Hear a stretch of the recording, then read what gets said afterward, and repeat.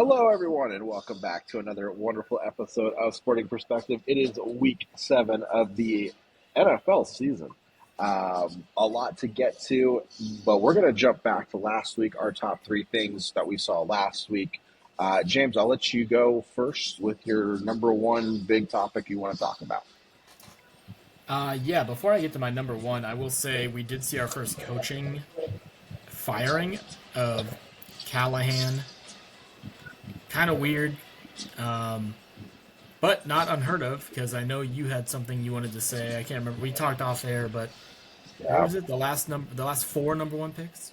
The last 4 number one picks that have been quarterbacks, their head coach had been fired that season. Yeah, So that's it's just turning into if your organization's drafting quarterback number one overall, it's not good for your head coach. yeah. I don't quite get that decision. I guess they're going with Mike McCoy for the remainder. I guess. I don't know what you expect. It's like you were the worst team and you got the number one quarterback. And granted, you're not playing well, but sometimes it takes a little bit. But Yep. whatever. Yeah. So my number one thing that I wanted to talk about is just the parity of the NFL. It's been a really fun year because there is no dominant teams. I guess record wise, the Colts are the best team in the AFC, and the Seahawks, I want to say, are the best team in the NFC. Bucks.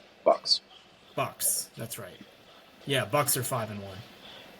Um, but any given, I mean, it's literally any given Sunday in this league. I mean, it always is like that, but this season even more. It's like you see the Bills win over the Ravens week 1, and you think the Ravens are really good, so then want the Ravens to start bouncing back. Obviously, they've had their injury slews. So then you're like, oh, the Bills, they're the best team. Well, no, then the Patriots come in and beat the Bills. And then it's just this back and forth. Bucks have depleted everything offensively, and Baker still seems to get them to win. But yeah, I mean, you could go down a whole rabbit hole about all of this, but I don't know. It just everything seems like in the moment it's that much more greater, which in the grand scheme of things it probably isn't. But the parity this year just seems absolutely insane. I mean, heck, you even see the Cardinals Yep. they shoot themselves in the foot, lose to the Titans, and then they make a quarterback change with Brissett, and they also lose Marvin Harrison, and they're running their third, fourth string running backs, and they almost pull off an upset of Indianapolis. So it's like this is why people love the NFL because anyone can win any single week. So yeah, Yeah, it's been great for viewership purposes. It's been a very rough year for gambling purposes. This has been a hard one gambling wise. So, yeah. my number one thing, I'm just going to talk about the Jets as a whole right now. What we saw over in London was really bad. This is the last winless team in the NFL, and I don't think I've seen an offensive performance as bad as that one. Justin Fields obviously gets some blame, but I'm going to go to an extreme here. I know this is only 6 games into Aaron Glenn's tenure, but he may not make it to year 2. They look horrible. I'll give a little benefit of the doubt to their defense. They made Bo Nix also look not great. Maybe that Yeah. was jet lag because they were over in London. Who knows? But yeah, from an offensive standpoint, that was like the most pitiful first half I've ever witnessed. I mean, Justin Fields had like 6 rushing yards and or 6 passing yards and like 10 rushing yards or something stupid. I mean, it was just like you can get by. There's games you watch and you're like, oh, that was a bad game. This was like Yeah. I didn't watch the second half. I started painting in my garage. Yeah, I mean, it's almost like a unrealistic stat line when you looked at the box score. I think what Fields had 48 total passing yards, but he had 9 sacks that accumulated to negative 55 yards. He had more he had more sack yards than passing yards, Yeah. which is like it's not even like video game stuff. It's like this doesn't even make sense You as want an to talk about an NFL easy team. way for defenses? Just key in on the run because Justin Fields. I mean, it's not like he had receivers dropping balls. I mean, he's not a good quarterback. Yeah, he's not a good quarterback, and it's just I guess my big thing I'm just trying to make a statement here is like, 30 of the 32 teams at least are going in a direction. You can kind of see where they're at. Tennessee's really bad, but they fired their head coach. The Jets are, there's nothing here that's like, there's no redeeming quality here. It's like every fan base at least has something of like, all right, cool, we can go this week. And Jets look hopeless. And it Yeah, doesn't help where you have now Sam Darnold, balling out in Seattle. You had him. Zach Wilson sucked. It just you have Aaron Rodgers now looking really good in Pittsburgh. It's like it feels like the organization just might be just doomed. yeah, definitely from the quarterback. I don't think we've seen a good quarterback in with the Jets since like I don't even know. Vinny Testaverde. I mean, can't say Mark Sanchez; he's in jail. Yeah. All right, cool. What's your second thing? My number two is Mahomes and the Chiefs. I think for being 3-3, I think they, even though they're 3-3, they might be the best team. They're starting to turn things around. I know we talked about them last week as one of those, what was it, 3-loss teams that could turn Yeah, things around. They really, I think they really can, and they're getting guys back too. They had injury problems and suspensions, and they're finally starting to get guys back. Their run game is a little skeptical. Pacheco hasn't really been that good, and they're relying on old man Hunt a little too much. But Mahomes is playing like an MVP right now in the league, and I think the Chiefs are gonna finally get a little bit of a easier schedule coming up to stack those wins. The last thing I'll say from that Chiefs win over the Lions, which was I know we talk about this in our college football show as statement wins, but that was a statement win by the Chiefs. And then we saw Brian Branch. I'm not going to get into it too much, but that was a whole weird ordeal. Apparently, he was mad because Juju blocked him in the back. So then, yeah, might as well just go, get in a fight. That's the way to go. So yeah, whatever. that was a weird ending, and I'll just add on to this. I mean, it's scary to say what I'm about to say, but this might be the deepest receiving core Mahomes has ever had. Now that Rashid Rice is coming back, um, you know, Taquan Thornton now falls to like their fifth receiver, which is between Brown, Worthy, Rice, Hollywood, Kelsey, Gray. He's got a lot of weapons out of nowhere now that can really contribute. It's going to be interesting to see the Chiefs move forward. But yeah, after last week's win, and I know it's just one win, they seem like they're going to be a tough out the rest of the way, as long as they stay healthy. And if they can So, get that defense in the typical Spagnola defense of years past, I mean, they yeah, could be great on both sides of the ball. yeah.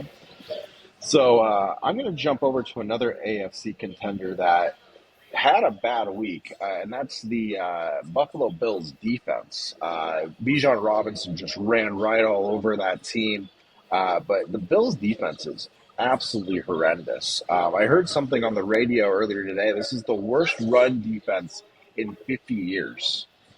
They're giving up, I think it's like 6.8 yards per attempt, which is insanely bad. So they can't stop the run at all. And I really think this might be based off of how badly this defense is built, how bad this defense really is. I know Bijan ran right over them. Um, King Henry destroyed them in week one. Like it just seems like it doesn't matter who they play, that running back is getting yards like crazy, and that kills it because then Allen's not getting the ball, and it really hurts. I know even Brees Hall had a good week against them when they played them. So it doesn't matter who the running back is; it's running all over them. And this could be, in my opinion, the last season Sean McDermott is the head coach because we know you can't win in the playoffs with no run defense. This might be the Yeah, end of Sean McDermott. yeah, you definitely cannot win in the playoffs with not only no defense, but yeah, no run defense. I mean, King Henry has had an awful season, and his best week was by far week one against the Yeah, Bills. It's something we're not used to either because I feel like the Bills typically are always one of the best defenses, at least in the Josh Allen tenure. I feel like they've always just been predicated on their defense. And then obviously, Josh Allen, his backyard football style, just it doesn't matter who he has at wide receiver, at tight end, at running back. He just he elevates players and gets the job done. But yeah, yeah, if this is going to be Josh Allen's year, it's going to have to be on the offensive end because he's not going to get any help from his defense. yeah. What's your third? My third is actually kind of has to go off of what you just said with number two. I think the Falcons are legit. I think minus that shutout, um, I think it was week three when they got shut out. Carolina. Yeah, I think it was Carolina. Who actually Carolina doesn't look like they're not a easy out anymore. They're a They're tough they're a team. little they're a little Jekyll and Hyde. They're like really good at home, but then really bad on the road. Right. I still think the Falcons are legit. You mentioned Bijan Robinson. He's again, I say this term a lot in these shows, depending who you talk to, one of the best running backs in the league. Drake London had an absolutely phenomenal game. Kyle Pitts is relevant, and that's something we haven't been able to say in quite some time. And Penix is getting it done. But the big thing for the Falcons is their defense. They've been flying around. Their ball hawks. Their secondary is really good, and they have a solid pass rush too. So I really don't have much more to say. I just think that the Falcons are solidifying themselves as a team to fear. So my last one is Dallas's defense, and the reason I bring this up is we knew Dallas's defense when Micah Parsons got traded. This was going to be a bad defense, but this might be a historically bad defense in the aspect of they're ranking in the bottom like five in every defensive category, and they've played quarterbacks like Russell Wilson, Justin Fields. Um, oh my God, I just blanked on his name. Carolina's quarterback. I Bryce just Young. blanked on his name. Bryce Young. Jalen Hurts, who can't throw a ball over 10 yards. They're not playing anyone good yet. And my statement is it's kind of like a note. Yeah, of course. If you have anyone in fantasy that's playing Dallas's team, play them. Start. Doesn't matter. Doesn't matter who it is. Um, they gave him 38 points to Russell Wilson. I mean, what's going to happen when I don't know exactly their schedule, but like Jaden Daniel plays them this week. Daniels is going to run all over him, chuck all over him. It's just it's a fantasy cheat in my opinion at this point because they're that bad. Yeah, if you have So players going against Dallas defense, start them up. I mean that was the greatest game I've seen Bryce Young play in his NFL career. It's a given. And I mean, I get Rico Dell had his revenge game, but like, I think we're going to see more of that happen. I don't think it's going to be the most yards given up by their defense to a running back this year, sadly. So, but all right, well, let's move into this week's picks. We'll start with tonight's game, Thursday Night Football, divisional game. Pittsburgh taking on Cincinnati. Flacco actually looked pretty good with 4 days to prepare, so it might look even better. Um, Pittsburgh leading that division by quite a few games at this point. Yeah, Flacco made that offense actually look like something. The Steelers, I just think, are a little better. I know it's on the road, but I need to see just a little more out of the rest of the guys on the Bengals. I mean, Chase is proving that it doesn't matter who his quarterback is. He has some down weeks with Browning, but he did have one pop-off game with Browning. He obviously had a really good game with Flacco. So the more chemistry they can build, obviously, the better. I want to see guys like T. Higgins and Chase Brown start stepping up. I mean, unfortunately, in the NFL, you can't win with just one guy. But I think the Steelers, they know who they are, they know what they need to do, and I think the Steelers win this on the road in a close one. But I think the Steelers win this one. I think the Steelers win in a close one too. I think this is going to be like a 17-14 ugly matchup, but I'll take the Steelers in this one. Let's move to Sunday morning, the last of the London games this year. We still have a few more international games, but the last of at least the London series. The Rams taking on the Jags.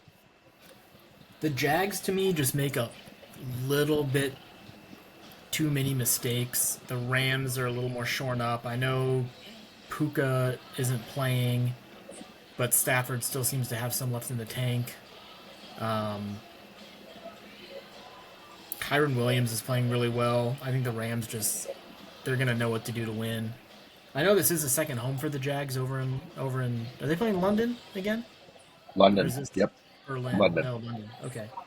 I know it's the Jags' second home. Rams do have a much further commute than Jacksonville, but I think McVay gets this job done. So I'm taking the Rams. I just kind of feel like the Jags are going to win this game. They play well in London usually.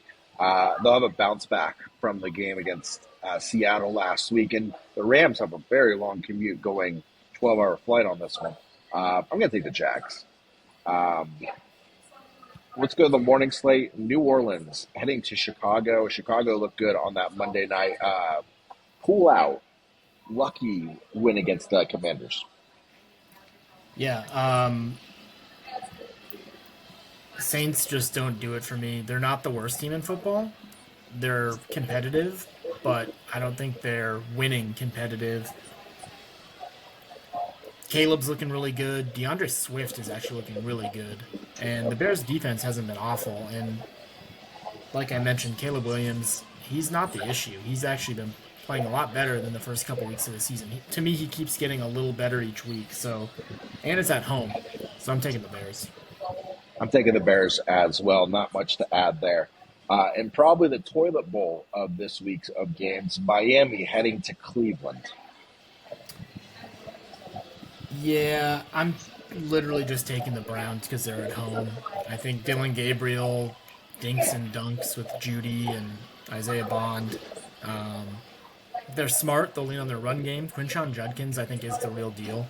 The Dolphins just have way too many issues, and I don't like teams with issues on the road. So I'm taking the Browns. Yeah, I'm thinking the Browns as well. I think Mike McDaniels gets fired after this one. Was also shocked about Tua's comments after the game on Sunday, basically calling himself out without realizing and calling himself out. Um, New England heading to Tennessee. Tennessee new coach Mike Vrabel's now homecoming. Looks like a real mistake. Tennessee letting go of Mike Vrabel at this point, but whatever. Who's winning this one? Um, I'm taking the Patriots. I know there's probably going to be a decent amount of people from a betting standpoint taking the Titans just because it's following the firing of a coach, and I feel like sometimes even those really bad teams after a coach firing, the team gets fired up for the new guy. I just don't see that happening. The Patriots are solidifying themselves as like one of the good, better teams, I should say, in the AFC. And Drake May, he's legit. So Patriots. Patriots win this one. The Tennessee's problems are more than just their coaches alone. They looked horrible against the Raiders last week. I'm going to take the Patriots. Talking about those Raiders taking on Kansas City in Kansas City. Yeah, the Raiders looked better. Gino didn't have like 400 turnovers in the game. I really like Genty, not just because he's on our fantasy team, but I think he's legit. But I mean, they're going up against the Chiefs at the wrong time, so it'll be closer than I think most people think. It's a division game, and I feel like division games are always a little closer typically. But Chiefs at home, I can't not pick the Chiefs. Yeah, I'm taking the Chiefs as well. Just the wrong time to play them with Rasheed Rice coming back. I'll take the Chiefs in this one. Good matchup here. Philly heading to Minnesota. I'm taking the Vikings at home. I think they're coming off a bye, so they're going to have a little bit longer of time to formulate a game plan, and they have a game plan to go off of because the Eagles I know 2 weeks ago we were talking about how it's hard to not pick the reigning Super Bowl champs, but the Eagles have some actual issues that they need to figure out. So until I see them figure it out, I'm gonna take the Vikings, and I'm gonna say the Vikings defense is the reason that they win this game. Yeah, I'm actually going to take Philly. I do think this game's going to look extremely ugly, though. I think both offenses really struggle. Defenses kind of ride the ship on this one. But I think Philly finds a way to score. Um, you know, I don't think this is going to be it's going to be pretty though. I think it's going to be like an 18-13 type game. Some ugly looking score that doesn't make any sense. Um, I'm just not 100% sold on JJ McCarthy. We don't know if he's playing yet or not, but not completely sold on that. And Minnesota was just Philly's got their problems, but Minnesota also has their problems. So, and luckily, I know they're not coming off a bye, but Philly at least played Thursday, so they have an extended time off. So, uh, I'm going to take Philly, and I think it's going to be ugly. So, um, Carolina heading to those Jets. Yeah, there's nothing right now that can make me pick the Jets. I'm not even gonna go into any kind of analysis. I'm taking the Panthers. I'm taking the Panthers too. I have nothing to add. If you need to rehear at the beginning of the show, that's why I'm taking Carolina. Let's go to the afternoon slate. The Giants looking really good recently. Heading to Denver and take on the Broncos. Yeah, I think the Broncos' offense rebounds, and hopefully they leave that bad offense in London. But that Broncos and their defense at home, I don't think is going to be any match for. There will be too much of a, I guess, too much of a match for Jackson Dart and Cam Scadaboo. If I'm a Giants fan, I'm ecstatic for what the future holds in these two guys if they end up being the real deals and sticking around for multiple years. But I just can't. The Broncos defense is elite. Yeah, I feel the exact same way. I'm also taking Denver. Indianapolis heading to LA to take on the Chargers.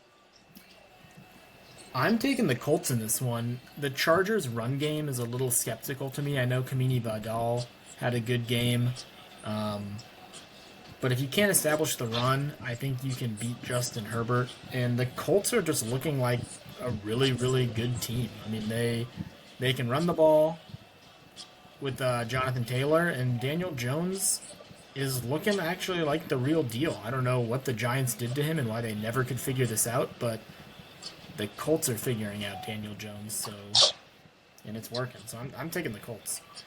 I'm taking the Colts as well, but for the reason of the Chargers are just so banged up, especially on that O line.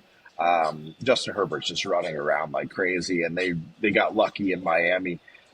Indianapolis healthy, a lot of options. Jonathan Taylor looks great.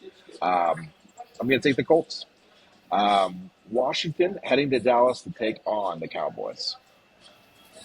I'm taking the Cowboys at home. Divisional game. Dak Prescott is looking really good. Javonte Williams is having a resurgence. He's not like he's old by any means, but leaves Denver and he's having a hell of a year. We might get CD Lamb back this week. I think things are still a little up in the air. It's trending towards him playing.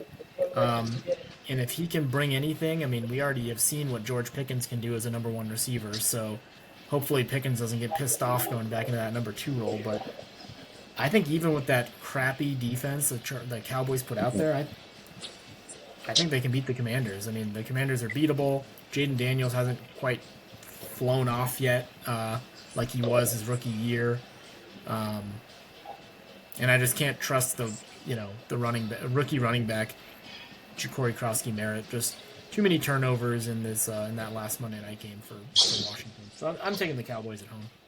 So I'm also taking Dallas. The over/under on this game right now is at 53. One of these teams might score 53 alone. Um, yeah, I'm going to take Dallas. I expect a lot of touchdowns, though. Back and forth touchdowns. But I'm going to take Dallas. A lot of things that you said. I'm not completely sold on Washington up to this point, but Dallas's defense is awful. Um, Green Bay heading to Arizona.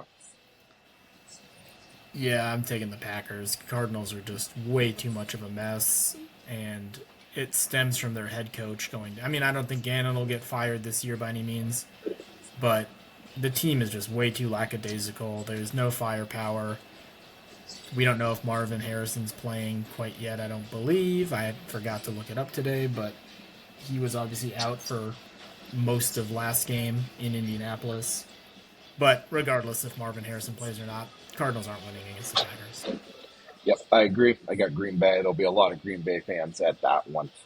Sunday night football, Atlanta having to go to the West Coast to take on the 49ers in San Francisco.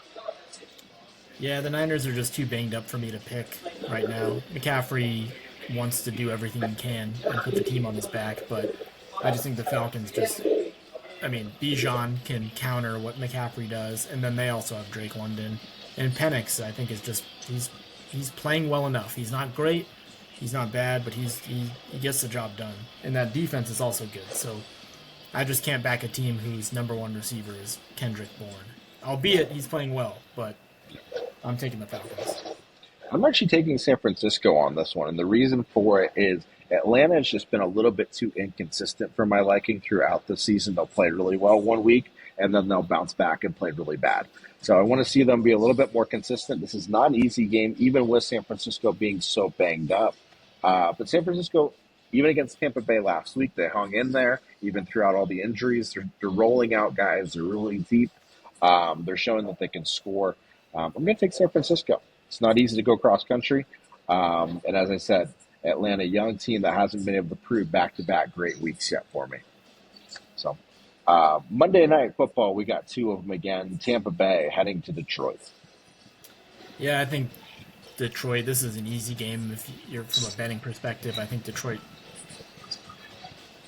battles back from last week's loss against Kansas City and wins this one. The Bucks are just too banged up for me. I can't even name you a receiver right now because it seems like their top three, top four guys are all hurt. So Sterling Shepard maybe might be their number one. Bucky Irving's out. There's just way too many injuries. I love Baker. He's gonna put up a fight, but unfortunately, he just doesn't have enough to try to fight with. So Lions. I agree with you. I'm also taking the Lions. I think they have a bounce back win here. Tampa Bay is really hurt, and yeah, some of the guys that Baker's throwing to is it's pretty humorous at this point. But yeah, I'm going to take Detroit. I think they have a bounce back win. Detroit's tough to beat at home.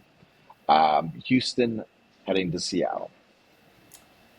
Even though the Texans are coming off a bye, I think the 12th man is just going to be a little too much. Seattle, I think, is also just the real deal. Darnold's playing well.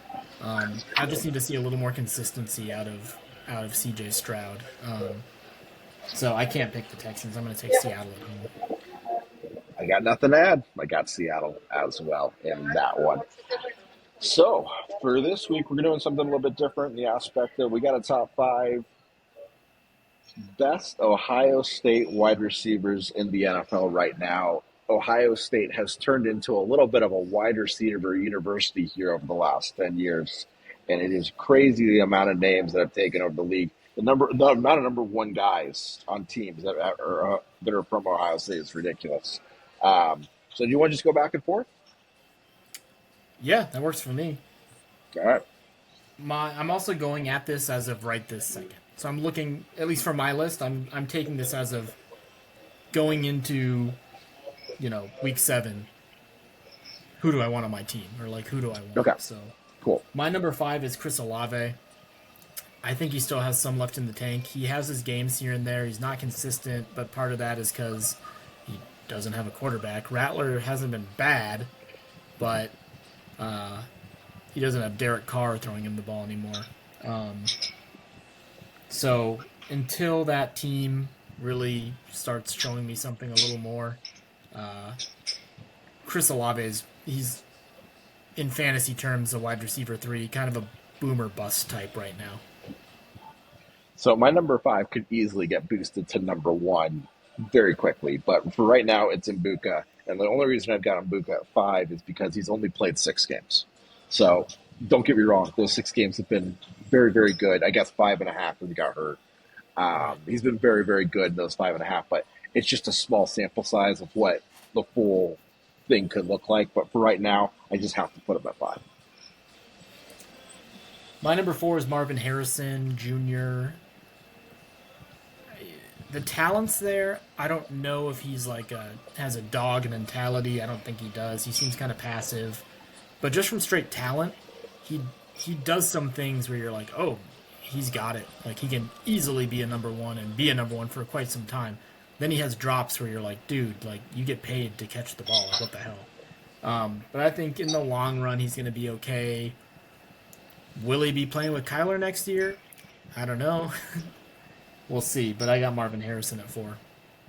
So I've got Chris Olave at 4, and the reason I've got Chris Olave at 4 is because I think he's a hell of a receiver. He's done it most of his career without a quarterback really at all. It would be amazing to see what this guy would do with a Pro Bowl caliber quarterback. We may be able to see it as he is on the trading block at this point, named with a few of those other Saints. But Chris Olave, I think, is a very, very special receiver that just hasn't played with a great quarterback over the last few years. I got Ibuka at 3. Kind of sucks that he's hurt right now, but I don't know if you could script anything better to start your career. I mean, he's been absolutely unbelievable. I know he's had a couple breaks go his way in the sense that, Chris Godwin started the year hurt, Mike Evans got hurt. Um, and honestly, he's playing with one of the best quarterbacks.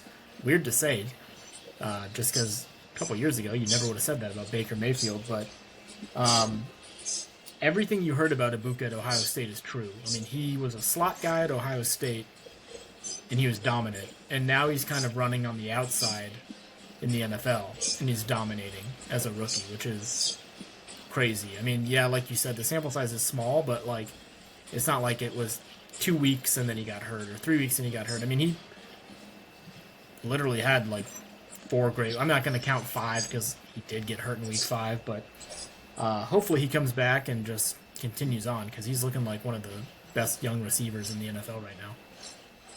So my number 3, oldest one of the bunch on my list at least. He's had 6 great years in the NFL, and that's Scary Terry as a Washington Commander. Um, he's just been very consistent throughout his whole career. I know he's hurt right now, but even throughout those years where they were trying to figure out who their quarterback was, he was still putting up 1,000 yard reception years. He was always a great one to have on the fantasy team. And then last year had a great year with Jaden Daniels. Started out this year playing pretty well as well. Hopefully, I don't know, did he get paid or did he not get paid? I think he got paid. Yeah, okay, because I remember he was sitting out for a while. But yeah, he very good receiver. So I have Garrett Wilson at number 2 for a lot of the same reasons we've said about a couple of these guys. Really, really good receiver. Has never really had a quarterback, and he obviously he's coming off a really bad week uh, in London. But prior to that, I mean, he's doing this with Justin Fields, who looks absolutely horrendous. So if Garrett Wilson could just get a quarterback, and maybe Yep. Tyrod Taylor is the answer, at least he'll get that offense moving a little more. We could see Garrett Wilson, really, really flourish. Again, unfortunately, he's a little banged up right now, so well, we'll see. But yeah, I have Garrett Wilson at number 2. I also have Garrett Wilson at number 2. Total freak. Was able to win Rookie of the Year, Offensive Rookie of the Year with Zach Wilson as his quarterback. That should tell you a lot. Um, but yeah, just an absolute amazing receiver. I hope to God he gets a quarterback that can get him the ball. Well, if you listened to our college football show yesterday, you would know that Sean and I both had the same number 1, and I think I can safely say we're both going to have the same number 1 again this week. Jackson Smith and Jigba. I have him at number 1 just because he had an incredible season as a number 2 last year with DK Metcalf. DK leaves, Lockett leaves. Not that that really mattered because Lockett was kind of at the end of his career, older, goes to Tennessee. And the question was out there is JSN, is he a number 2 getting thrown in at number 1 and he's not going to be able to do it? And he has shot off with flying colors. So he Yep. to me right now might be the. Well, I'll say it. It's my opinion. I think Jackson Smith and Jigba is the best Ohio State receiver right now in the NFL, Yeah. and he's doing it with Sam Darnold, who has also turned his career. Not saying that JSN turned his career around, but he's doing it with a quarterback who many people wrote off, and now this is back to back really good years for Darnold. So Yeah. yeah, JSN number one. I'll give it over to you for your reasons. Yeah, JSN's my one too. Just how he's exploded and taking the number one role in Seattle so far this year. And, in a lot of ways, proving to be a top wide receiver in the whole NFL. He's just dominating defenses across the board. I mean, he had about 170 yards last year or last week, coming off another 100 yards the week before. I know having guys like Cooper Kupp makes it a little bit easier, but at the exact same time, he has taken on that number one role. And if I was starting a team and I could only pick one of these receivers, he'd probably be the one. And he's super young. He's super young, he's super fast, and he runs like perfect routes. I mean, Yeah. he's really good. Yeah. So, all right. Well, anything you want to add before we sign off here? I don't think so. It's weird that we're closing. I guess we're not quite halfway through the season, but we're getting there. We're getting there. We're getting there. It's Seven, wild to close think. to 7 weeks in. Yeah, wild to think that. But all right, guys. Well, we're gonna have a lot of shows next week because NBA starts. Obviously, college football show and NFL show. World Series is around the corner as well. Dodgers look like they're going to be heading to that. Um, Mariners too. so yeah, a lot of shows next week. I don't think I got anything to add, so I think I'm good. Cool. Cool. All right, guys. Until next week.